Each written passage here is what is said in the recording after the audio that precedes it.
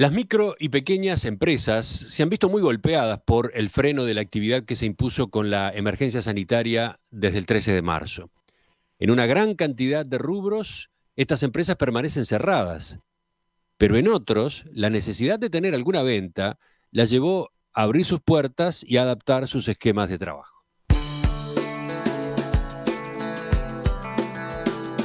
Pero tanto las que se encuentran detenidas como las que están funcionando atraviesan serias dificultades operativas debido a la parálisis económica que se viene dando en el país y en el mundo.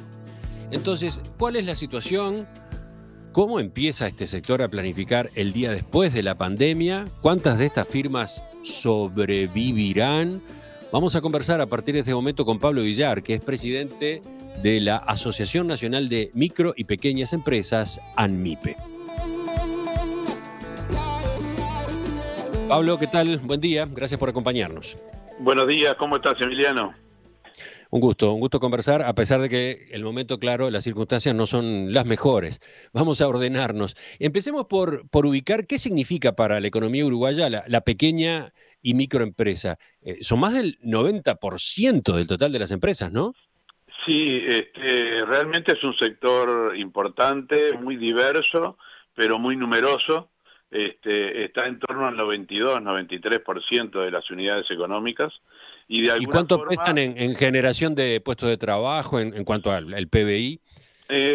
digamos, como es un sector que ha sido bajamente analizado y estudiado, recién a partir del 2012, creo que es la primera encuesta nacional MIPYME, repetida después 2016 y 2014, empezamos a tener un poquito más de luz respecto al sector, y entendemos que es un sector que está homogéneamente distribuido en el territorio nacional, bastante distribuido en lo que hace a los sectores de actividad, con un crecimiento importante, y se ve en estas tres encuestas que yo te mencionaba, 2012, 2014 y 2016, donde ha venido creciendo el sector servicios y ha venido disminuyendo el sector industria, con un mantenimiento casi concreto del sector comercio. En lo que hace a empleo, está en torno al 50-55% de la mano de obra privada ocupada, lo que es capaz de generar este sector. Por eso que muchas veces nosotros decimos que atendiendo al sector de micro fundamentalmente y al de pequeño, nosotros logramos impactos rápidos en la generación de empleo. Entonces es un instrumento y es un formato empresarial a mirar con mayor atención. Por otro lado, lo que hace a PBI, también estamos en el orden del 30, 35, 40, lo que pasa que a veces es difícil de analizar, y lo que sí tenemos claramente un bajo porcentaje es en la exportación directa, aunque también hay un porcentaje de empresas que trabajan para sectores exportadores que podríamos considerar como hay un producto de exportación indirecta a través de terceros, de terceras empresas. Pero convengamos que hay poderosas razones para ver fortalezas en este sector, en lo que hace a generación de empleo, generación de riqueza, adaptabilidad, flexibilidad para adaptarse a los distintos momentos, pese a que al momento actual es muy difícil adaptarse, ¿verdad? Sí, vayamos al momento actual. Vamos a recordar lo que tal vez es obvio, pero que vale la pena poner todo junto, ¿no? La declaración de emergencia sanitaria, la del 13 de marzo, vino acompañada de la recomendación de aislamiento, de confinamiento. El lema fue quédate en casa. Pero además, al día siguiente mismo, el 14 de marzo, ya se dispuso la suspensión de las clases a todo nivel. Otras novedades: se exhortó a que todo el que pudiera trabajar desde su casa lo hiciera, se prohibió las actividades que implicaran concentraciones, desde fiestas de casamiento hasta conferencias, cine, teatro, conciertos, y poco después se recomendó directamente el cierre de los shopping centers. Además, desde antes del 13 de marzo estaba golpeado ya todo el sector turismo, ¿no? Tanto el emisor como el receptor. Entonces, todo este complejo de situaciones, ¿cómo ha ido pegándole? ¿Qué evaluación tienen ustedes en las pymes? ¿Qué ha pasado en ese grupo? Bueno, en definitiva, hay un parate un tanto general. de profundidades diversas, porque es muy diferente, como tú decías, un restaurante a nivel de la zona del este, que están todos cerrados. Nosotros tenemos como socio de AMIPE la Cámara de Transporte Escolar, entonces está cero actividad. Cero actividad, cero facturación. Cero actividad, cero facturación. Entonces, pese a que el impacto es diverso, para todas tiene un impacto negativo importante. En este sentido, nosotros de alguna forma reconocemos en el gobierno que ha tomado algunas medidas alineadas con las necesidades de los sectores más vulnerables, digamos, desde el punto de vista de actividad económica. Me estoy refiriendo a monotributo social, al monotributo, las empresas que facturan impuestos a pequeña empresa, que son el sector más pequeño, el sector más vulnerable, que seguramente trabaja para el consumo directo, y muchas veces en una especie de semiformalidad o cuasi formalidad. Ahora, está bien, yo creo que es un sector que hay que atenderlo. La magnitud de la ayuda es otra discusión, pero se empezó bien alineando medidas con las necesidades. Ahora, el sector de la microempresa, que es el sector inmediato superior, tiene una problemática importante, llamémosle desde el cerrajero que tuvo que cerrar su local y tiene que seguir pagando alquiler, desde el BPS que llega a todos los 20, 21, 22, desde los vencimientos de DGI, o sea, es toda una parafernaria de costos que cuando estamos en actividad es una cuestión más o menos fácil de llevar adelante. Cuando estamos sin actividad es una cuestión muy difícil de llevar adelante. Entonces yo creo que de alguna forma... Voy a un ejemplo. Tengo acá entre los mensajes de los oyentes Lilian de Palermo. Tengo un salón de peluquería. Es bastante grande, 95 metros cuadrados. Las personas no llegan, no vienen por miedo. Y luego agrega, el Estado no nos contempla en casi nada, BPS nos da 3 días de plazo, DGI no sabemos aún, mes pasado, plazo de 3 días de diferencia para pagar, en fin. Si no recibimos más ayuda, vamos derecho a sucumbir en el intento. Tengo 4 colaboradoras, una en seguro hasta agosto, otra con medio horario. La verdad, no sé qué nos pasará. Realmente es así, realmente es así. Como te decía al principio, la situación es muy diversa, pero en términos generales, para todo un sector comercial, salvo el de alimentos, para todo un sector de servicios también, porque la gente ni siquiera llama un electricista para que le haga un trabajo en la casa porque viene de la calle y está temerosa y está bien que no lo haga. O sea, está de acuerdo con la recomendación. Ahora, en ese tipo de empresas están faltando medidas, porque las medidas que hay, bien recibidas son, porque de alguna manera hay que empezar a tomar medidas, están a través del crédito, ¿verdad? Crédito en condiciones de alguna forma especial, pero crédito al fin. En algún momento, pese a 6 meses, pese a 12 meses de gracia, como hay algunos créditos que están saliendo, cosa que reconocemos y validamos. Pero de alguna forma habría que tomar otro paquete de medidas. En términos generales... ¿Cuáles serían? ¿De qué tipo de medidas se está hablando en esa segunda instancia, digamos, o en este segundo planteo?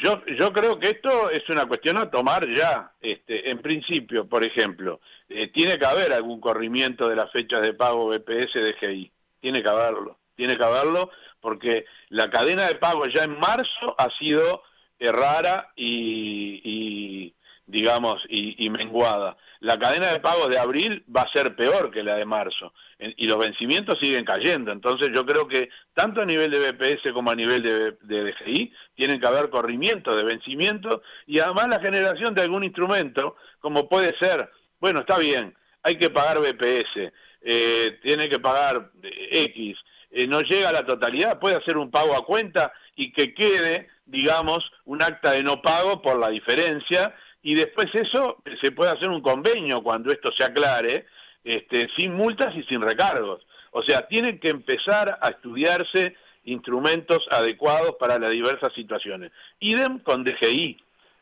tiene que haber algún tema de ese tipo. Pero, por ejemplo, otro instrumento, lo que pagamos de adelanto de IRAE, ¿verdad? Que está referido, IRAE, digamos... impuesto a la renta de las actividades económicas. Ahí está. Lo que pagamos de adelanto de impuesto a la renta se está referido a la facturación del año anterior.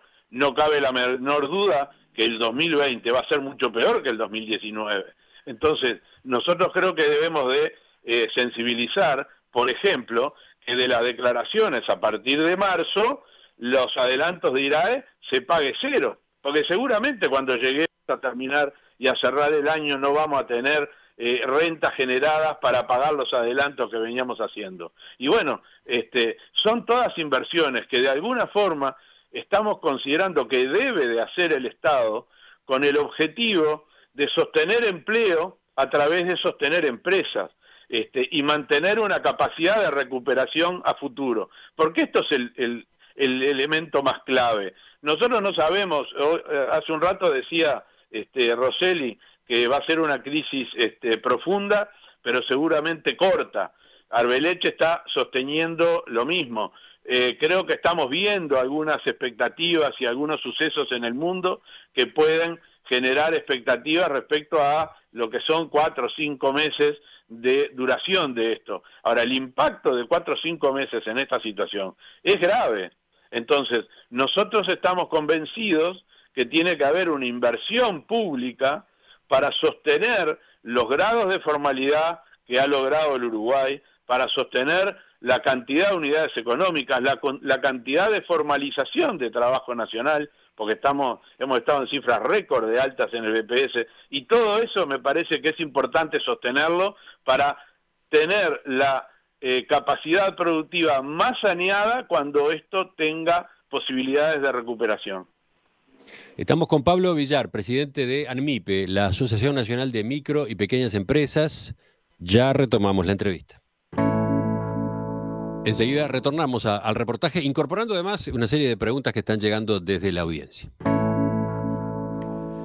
Las micro y pequeñas empresas, ¿cómo están atravesando la crisis económica que ha venido a partir de las medidas que hubo que adoptar para encarar la pandemia, la del nuevo coronavirus?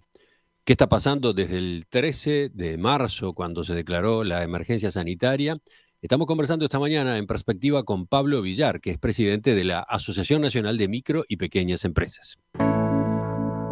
Villar, preguntan algunos oyentes detalles a propósito del sector del que estamos hablando. Algunos números ya aparecieron en la primera respuesta al comienzo de la entrevista, pero, por ejemplo, en cuanto a personal, ¿hasta qué cantidad de empleados se llega en esta categoría de micro y pequeñas empresas?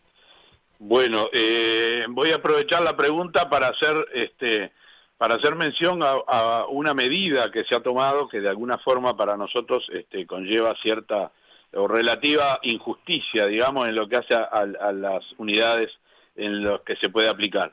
El sector de microempresa puede ocupar de 1 a 4 dependientes y puede, en términos, por ejemplo, para usar el dólar, que es una moneda más común que la unidad indexada, puede tener niveles de facturación, depende mucho de la cotización del dólar, pero andan en torno a los 240, 250 mil dólares por año. El sector de la pequeña empresa puede ocupar de 5 a 19 trabajadores y puede tener niveles de facturación de hasta los 2 millones de dólares por año en el eje de esa cifra, también dependiendo un poco de la cotización del dólar. En esto nosotros estamos trabajando hace varios años en una recategorización, como tienen algunos otros países de la región y del mundo, para lograr mejorar, digamos, la especificidad de las políticas. Pero quiero hacer mención al tamaño de las empresas, justamente usando esta pregunta, porque, por ejemplo, hubo una medida del BPS de hacer una quita del 40% en aportes patronales a empresas de determinada razón social, o sea, podían ser unipersonales, sociedades de hecho, sociedad en comandita, SRL, pero no sociedades anónimas y otro tipo de razón social. Y nosotros vemos que esa definición conlleva cierta injusticia, porque nosotros vemos mucho más una medida de esta naturaleza y en este momento adecuarla o aplicarla por tamaño de empresa y no por la razón social que tenga esa empresa. Vale decir, puede haber una sociedad anónima que sea mucho más chico que una unipersonal y que una sociedad en comandita. Entonces, como por otro lado hay un par público, como es el Ministerio de Industria, que a través de INAPYME certifica la categorización de cada empresa con estos dos atributos que yo decía, mano de obra ocupada y facturación, teniendo en cuenta esa certificación, pensamos que los instrumentos de política debieran ser aplicados por tamaño y no por razón social. Bueno, eso es una discusión que el otro día ya tuvimos en discusión, ¿no? Llevamos una propuesta para el Ministerio de Trabajo, vamos a hacer lo propio con el Ministerio de Industria, que ya tenemos una entrevista solicitada, para tratar de que ambos ministerios operen ante los organismos interesados para ver si podemos lograr un cambio en ese marco de aplicación de esos instrumentos.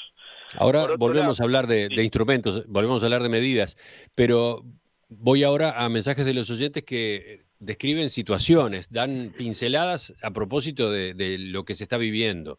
En este caso, quien habla es una potencial cliente, dice Lorelei. Yo tengo una puerta para cambiar y también algún otro arreglo que hacer en casa, pero postergo esos trabajos para no traer gente, para que no entre gente a mi casa. Los dos que vivimos acá integramos el grupo de riesgo, así que tomamos esa medida.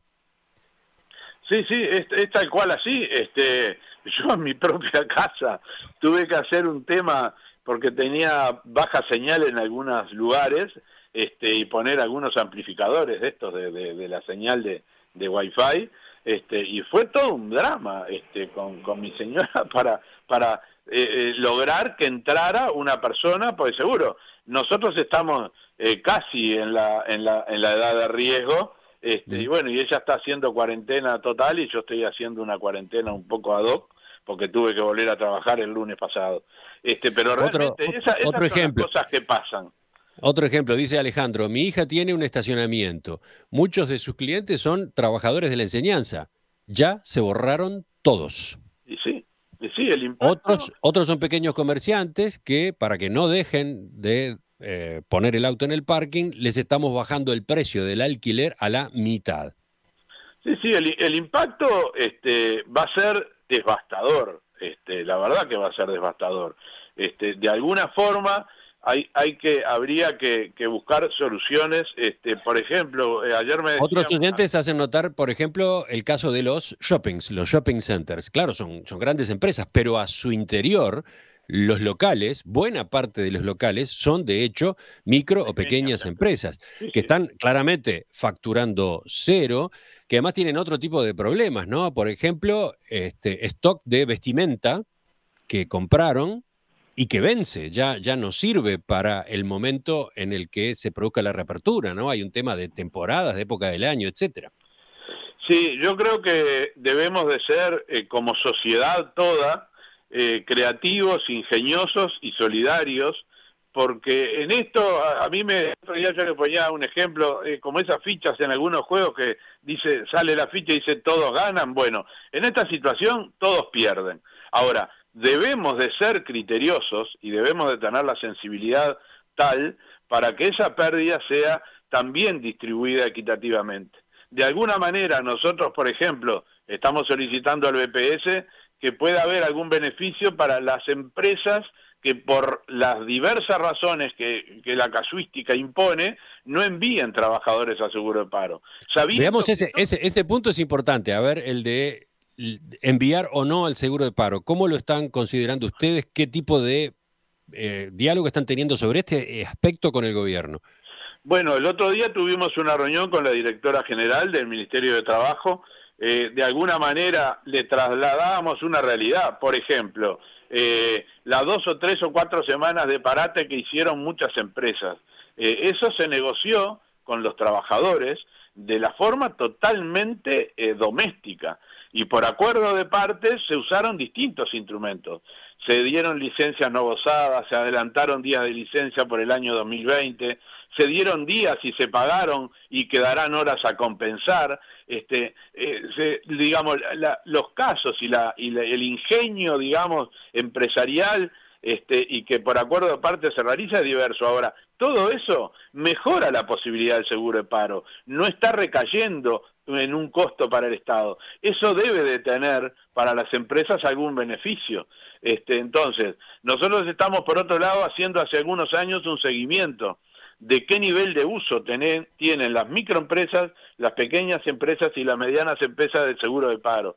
El último análisis que hicimos, que fue por ahí por el 2012, 2013, nos dio que evidentemente las micro usaban menos el seguro de paro. Yo voy a poner un caso bien concreto que es mi empresa. Nosotros somos un equipo que si nos sacan una parte, que es el que tiene una única capacidad, el equipo queda inoperativo. Entonces es muy difícil enviar partes al seguro de paro o enviar seguro de paros parciales por horario. Entonces, me parece que debiera de haber algunos instrumentos que posibilitaran algunas mejoras o algunos subsidios o algunas quitas a empresas que en este periodo no enviaran trabajadores al seguro de paro. Ejemplo, ¿qué instrumento? Y bueno, por ejemplo, lo que estábamos hablando al principio, de que se bajaran aportes patronales. Lo que el Ministerio de Trabajo o el BPS no están poniendo por un lado vía seguro de paro, lo están poniendo por el otro como subsidio, pero con el beneficio de que esa estructura sigue productiva, ¿verdad? Entonces, me parece que es un instrumento que puede resultar favorable para la economía, para la empresa y neutro para el Estado. Siguen apareciendo planteos. Acá llega este mensaje que manda Mauricio. Dice, la gran mayoría de los comerciantes pagamos alquiler. ¿Cómo es que no se ha tratado ese tema en la relación con el gobierno? Ahí hace falta una regulación oficial urgente. Un gran problema. Yo estuve conversando con gente de la Intendencia de Montevideo y con gente de la Intendencia de Paysandú, por distintas razones, porque tenemos relaciones previas, digamos, desde el punto de vista gremial y desde el punto de vista personal, y en ambas intendencias reconocen el tema del alquiler como un problema grave y serio. Ahora, por ejemplo, en los alquileres que una empresa alquila, en el alquiler que una empresa alquila, en principio es un tema complejo porque es un acuerdo entre privados, ¿verdad? Vamos a empezar por ahí. Pero por otro lado, algunos esfuerzos que pueden hacer los gobiernos municipales es la empresa que alquila un local, si la intendencia le da al propietario un beneficio, por ejemplo, del no pago de contribución, y el propietario lo traslada al inquilino, puede ser un instrumento que impacte en la empresa que está alquilando. Por otro lado, lo que están habiendo son instrumentos de crédito. Nosotros estamos convencidos que tiene que haber instrumentos de crédito que tienen que estar a tasa cero para el usuario. Tiene que haber subsidio de tasa. Entonces, ese subsidio ¿Créditos de qué tipo? ¿Créditos para enfrentar cuáles situaciones? Y mirá, nosotros estamos planteando desde el principio que tiene que haber un instrumento de crédito para pagar el medio aguinaldo de junio, por ejemplo, ¿no? Porque se va a tratar de un medio aguinaldo en un semestre que se trabajaron un mes y medio. Entonces, de alguna forma, tiene que haber instrumentos de crédito, pero para nosotros el problema es la tasa, porque tiene que haber instrumentos donde la tasa esté subsidiada, en parte por el sistema financiero y en parte por el Estado, para que no recaiga únicamente ese impacto del financiamiento en el empresario. Hay algunos instrumentos que está sacando la Agencia Nacional de Desarrollo que tienen que ver con algún subsidio. Hay instrumentos, inclusive hay una nueva norma de ayer del Banco Central donde permite apalancar con garantías del Sistema Integrado de Garantías del SIGA créditos en donde se sube el porcentaje a garantizar hasta el 80%. Son todos instrumentos convenientes y que se alinean con las necesidades. Inclusive el propio Sistema Integrado de Garantías, el SIGA, baja su comisión de administración, cosa que también impacta positivamente en ese crédito. Pero yo creo que tiene que haber mayor subsidio para que el empresario no, además de todo el desastre, digamos, que implica la situación, no termine pagando intereses por esa situación. Siguen acumulándose los ejemplos y no está mal agregarlos al aire porque capaz que el oyente no tiene la micro experiencia esta, el caso a caso, ¿no? dice, tengo una sastrería, hacemos trajes para bodas y cumpleaños de 15. En nuestro caso, fuimos de los primeros en dejar de trabajar, el 14 de marzo mismo. Ahí, al día siguiente, ese sábado ya nadie fue a comprar, ni a probar, ni a retirar. Hace un mes y varios días que tenemos facturación cero. Y seremos los últimos en volver a la normalidad justamente por la prohibición de las reuniones, de las fiestas, de casamiento y de cumpleaños. Ya venía mal la venta, con esto lo que ocurrió nos mató. Yo no sé si aguanto, me da lástima por los empleados. Es muy gráfico, ¿no? Es tal cual así, realmente es un problema, porque eso le pasa a esa gente y le pasa a otra gente. Pero, por ejemplo, en un caso como este, ¿qué instrumento del gobierno puede permitir que esta sastrería sobreviva? Nosotros estamos pensando en que tienen que haber soluciones un poco radicales.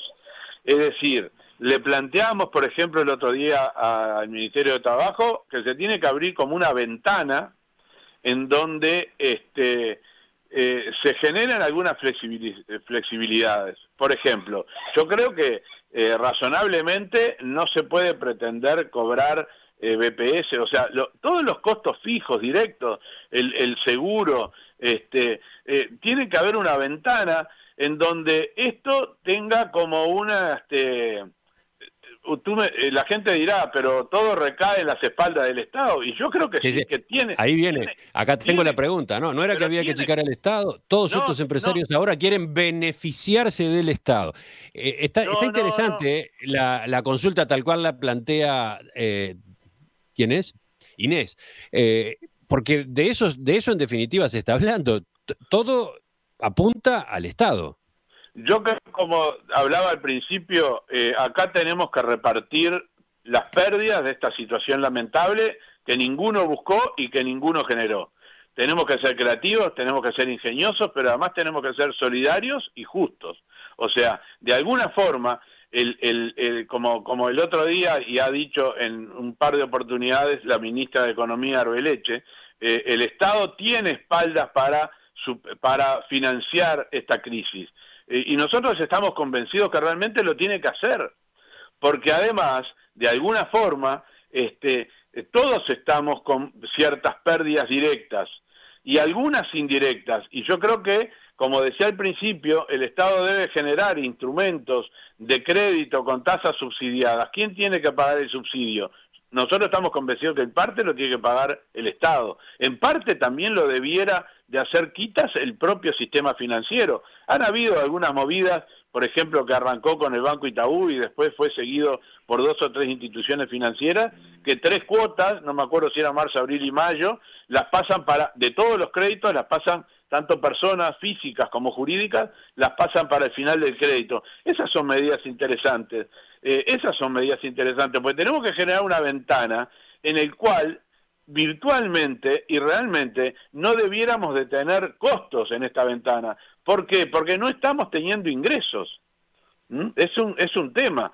Y eso, de alguna forma, se podría enclavar para tener en cuenta las diferentes situaciones, porque, atención, esto no está impactando en todos los sectores de actividad de la misma manera. Tenemos sectores que se mantienen en actividad y tenemos sectores que han aumentado su actividad. Entonces, de alguna forma, los niveles de facturación tienen que ser un poco la llave y el seguimiento de estas cuestiones. Es decir, la información está hoy día donde casi todo el segmento empresarial tiene facturación electrónica, se conoce exactamente y en tiempo real cuál es el nivel de actividad de cada empresa y cómo está facturando. Entonces, si de alguna forma se tiene la seguridad y la certeza de que esa empresa no está facturando, yo tengo que dar y tirarle un salvavidas, porque el salvavidas que le tire hoy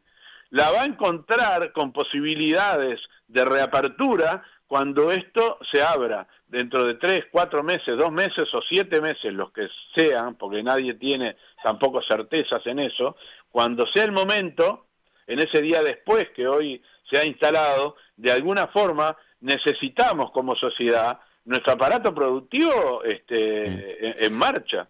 Es interesantísimo el debate.